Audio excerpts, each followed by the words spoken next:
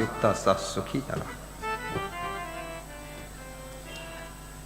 श्री कृष्ण कहते अर्जुन, मृत्यु से पहले पहले, इस शरीर के नाश होने से पहले पहले, अर्थात जीते जी, जो मनुष्य के मन में काम और क्रोध पैदा होता है, इस काम क्रोध के तूफान को जो व्यक्ति जीते जी बस में कर लेता है, उसे ही योगी कहा जाता है, उसे संत कहा जाता है और उसे ही सुखी इंसान कहा जाता है। ये काम और क्रोध आपके भीतर से ही जन्म लेते हैं और आपकी सुख शांति को जलाकर राख करते हैं। इसलिए क्रोध जब आए, गुस्सा, उस समय मौन हो जाइए। बस कभी कभी पति के ऊपर बहुत गुस्सा आती है, लेकिन आपका पति है, थोड़ा शांत रहो देवी जी, शांति शांति। कभी कभी अपनी पत्नी के ऊपर इतनी गुस्सा आती है कि इसको घर से निकाल दो। घर में लाया कौन था इसको? तुम लाए थे। जीने का ढंग नहीं आया तो घर से निकालना चाहते। याद रखना, दोबारा पत्नी नहीं मिलेगी, पत्नी नहीं मिलेगी, मिलेगी तो कोई कुतनी मिलेगी जो रोज काटेगी तुमको। खेल नहीं है। प्रीति करो, निर्वाह करो, अनरीत करो, वही कहना है।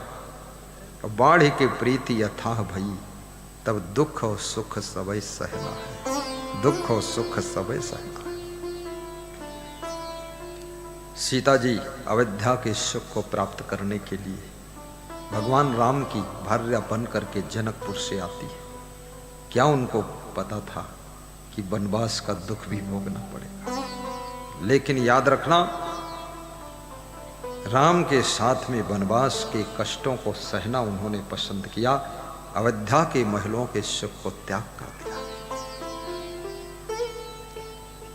नारी की परीक्षा तब होती है जब पति दुख में हो, कष्ट में हो, आपत्ति में हो, पीड़ा में हो, संकट में हो। तब पता चलता है ये स्त्री कितनी पतिव्रता है। जब पति 1 लाख रुपए महीने वेतन लाता हो, नई नई गड्डियां तुम्हारे हाथ पर रखता हो, हर महीने में घड़ियां बदल देता हो, चूड़ियां बदल देता हो, पायल बदल देता हो, गले में 3 किलो का सोने का हार पहनाता हो, उस समय नारी की परीक्षा नहीं होती है। जब गले का सोना बेचना भी पड़ जाए, तब तुम्हारी परीक्षा होती है कि पति से कितना प्रेम है।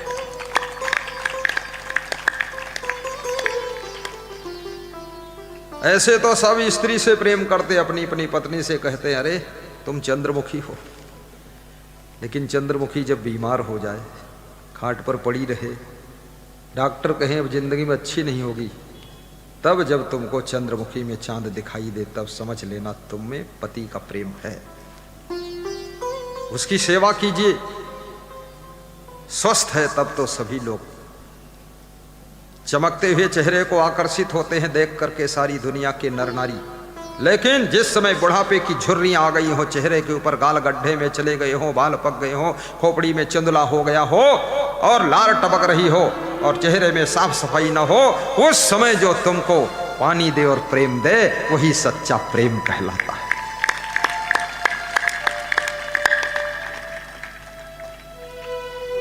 चेहरा कितने दिन चमकेगा भाई, बताइए हमको।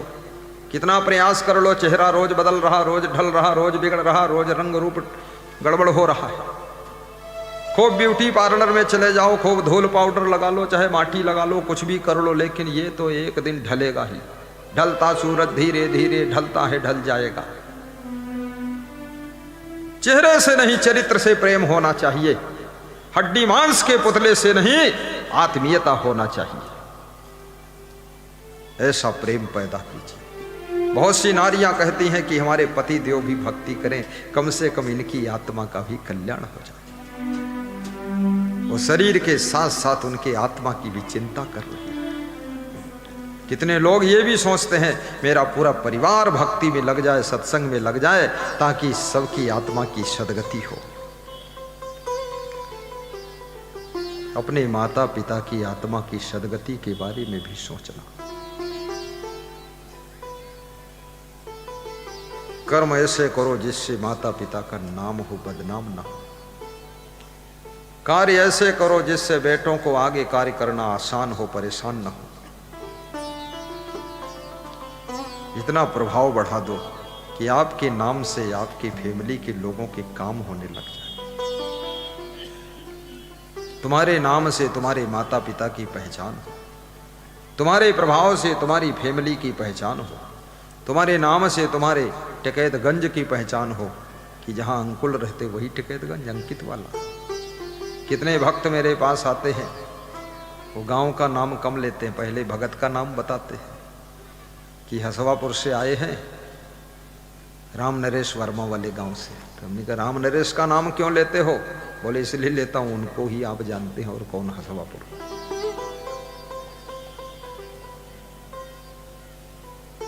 धन्य हो श्री उपेंद्र सिंह रावत जी, आप नवयुवक हैं, सुंदर स्वभाव के हैं, मधुरता है आप में, लोग पसंद करते हैं आपको।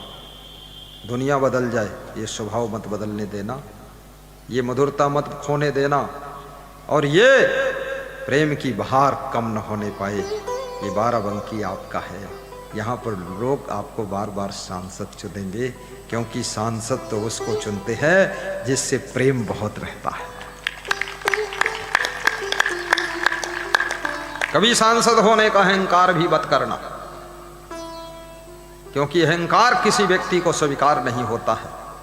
सत्संग में जाकर ऐसे संस्कार प्राप्त करना कि अहंकार की विदाई हो जाए और विनम्रता का आगमन हो जाए, और आपका जीवन भी मंगलमय हो जाए, और आपके द्वारा ये बाराबंकी जिला धन्य हो जाए। इतना यहाँ विकास की गंगा बहेगी। यहाँ आने वाली रोड जो है इसमें बहुत गड्ढा गड्ढी है, इसको ठीक करा देना फटाफट। दोबारा आऊँ तो कंप्लीट मिलना चाहिए। एक सेवा दे देता हूँ, अपना ही बच्चा है, छोटी सी सेवा है। सांसद बहुत बड़ी चीज होता, छोटी चीज नहीं है। मोदी जी के साथ बैठता है और मोदी जी के लिए हाथ उठाता है, कभी तर्क भी करता है। पूरे क्षेत्र की ओर से चुनकर उसको भेजा जाता है लोकसभा में कि वहां जाकर आप हमारी बात को पहुंचाएं। जीवन सबको मिला है, राजनीति के माध्यम से सेवा करो, व्यापार के माध्यम से सेवा करो, सदाचार के माध्यम से सेवा करो, और याद रखना शिक्षा के माध्यम से सेवा करो। जो भक्त हमारा सत्संग करा रहे हैं वे शिक्षा के माध्यम से भी समाज की सेवा कर रहे हैं, लेकिन उनके विद्यालय में एक विशेषता है, शिक्षा तो मिलती ही है परंतु संस्कार भी बच्चों को दिया जाता है, क्योंकि वो संस्कारी स्वयं परिवार है, और जहां पर संस्कार मिलता हो वहां पर शिक्षा जीवन को धन्य कर देती है। आज स्कूलों में संस्कार की भी बहुत बड़ी आवश्यकता है, क्योंकि इंग्लिश सीख गए, संस्कृत सीख गए, मैथमेटिक्स सीख गए, सब हल कर लिया, टेक्नोलॉजी सीख गए, सब कुछ हो गया, लेकिन माता पिता को भूल गए, भाई बहन को भूल गए, परिवार को भूल गए, मानवता को भूल गए, नमस्कार को भूल गए।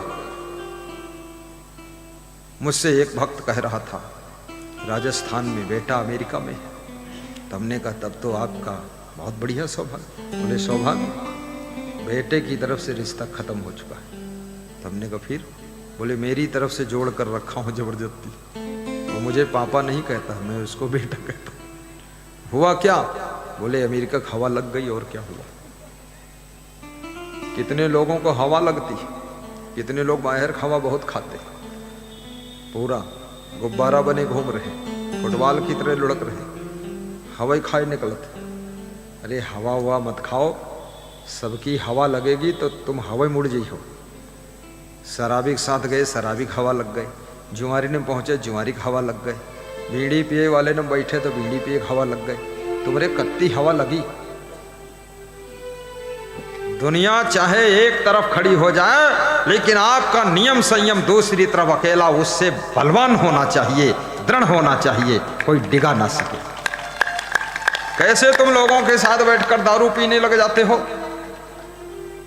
नशा व्यसन से विहीन रहिए, कोई नशा मत करिए, राजनीति में भी अगर उच्च शिखर पर जाना है तो याद रखना आपको व्यसन मुक्त होना पड़ेगा। किसी भी क्षेत्र में आगे बढ़ना है, साधु संत को भी आगे बढ़ना है तो व्यसन से मुक्त होना पड़ेगा और वैराग्य से पूर्ण होना पड़ेगा। संत बन गए, खूब गांजा पी रहे हैं घुटना टेक टेक के।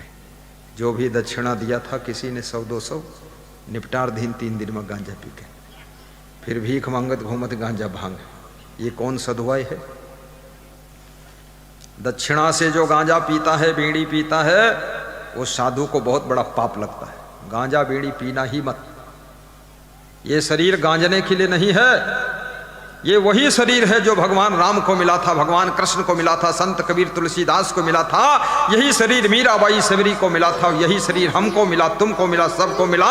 इस शरीर को पा करके सत्कर्म की राह पर चलिए, सुंदर स्वभाव बनाइए तो ये शरीर मंदिर से कम नहीं है, चलता फिरता मंदिर है ये शरीर। बोलिए सद्गुरु भगवान की जय।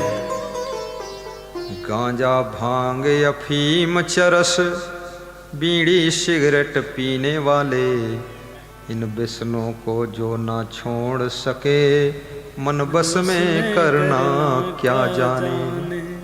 गांजा भांग अफीम चरस। बाबा बहुत से महात्मा सोच रहे हैं जल्दी जाना था, ये तो इतना बाड़ा। जल्दी वल्दी कोई नहीं, प्रेम से आए हो प्रेम से जाओगे। हाँ, और नहीं जा पाओगे तो यहीं सोओगे। सोने के इंतजाम करेंगे, हो जाएगा इंतजाम की नहीं, ले आना 50 रजाई। गांजा भांग अफीम चरस बीड़ी सिगरेट पीने वाले, इन व्यसनों को जो ना छोड़ सके, मन बस में करना क्या जाने। इन व्यसनों को जो ना छोड़ सके, मन बस में करना क्या जाने। इन व्यसनों को जो ना छोड़ सके। जब तुम नौकरी में सिलेक्शन होता है, पटवारी बनते हो, तहसीलदार बनते हो, पुलिस विभाग में कांस्टेबल बनते हो, दरोगा बनते हो, तुम्हारे माता पिता भाई बहन परिवार को बड़ी खुशी होती है कि हमारा भाई दरोगा बन गया, हमारा बेटा दरोगा बन गया। लेकिन दरोगा जी वहां बाल्टी बाल्टी दारू पिए थे, सब बर्बाद कर दी। वारे दरोगा, इससे अच्छा तुम दरोगा न बनती तो बहन ठीक रहे। ये दारू पिए हुए दरोगा बनाओगा तुम्हें। अरे पैसा कमा कर लाइए, खंडहर घर को ठीक ठाक बनाइए, ये बहनों की इज्जत सुधारिए, इनका सब गरीबी दूर करिए। दारू पीकर बेहोश पड़े। पुलिस विभाग में भी बहुत दारू धमाधम मस्त कलंदर, खूब दारू चलती है। अरे दारू मत पीना। धन कमाना एक बात है, धन बचाना बिल्कुल दूसरी बात है, और बचे हुए धन से उन्नति करना ये तीसरी बात है, और बचे हुए धन से खुद को बचाना ये जिंदगी की आखिरी बात है। आपका कमाया हुआ धन, आपका बचाया हुआ धन आपको भी बर्बाद कर देता है अगर धन खर्च करने की सही कला ना हो। कंस के पास धन का कम था, रावण के पास धन कम था, तुम्हारे पास कुछ नहीं है, केवल घमंड है। सोने की लंका थी, राख में मिल गई, क्योंकि बुराइयां इतनी बढ़ गई कि बुराइयों के कारण भगवान राम से लड़कर बैठ गया, सब विनाश हो गया। 1 लख पूत 1.25 लाख नाती, ता रावण घर दिया न बाती। आप कितने लोग हो? 10-20 लोग हो, तुम्हारे यहां दिया बाती तो छोड़ो, घर ही न रह जाए, सब लंका खत्म। मिटा शंका बजा डंका, लंका पे चढ़ जाओ वीरों। ये सारी कहानियां केवल सुनने के लिए नहीं है, प्रेरणा लेने के लिए है, अपनी जिंदगी को बदलने के लिए है। इसलिए नम्र निवेदन मैं करता हूं, आज भी और कल भी किया था, कि अपने अपने दुर्गुणों की दक्षिणा गुरु जी को भेंट करना। कोई बुरी आदत है व्यसन की, गुप्त रूप से उसको दान कर देना। इज्जत का सवाल है, किसी से कहो मत, अनाउंस करो मत, चुपचाप दान कर दो।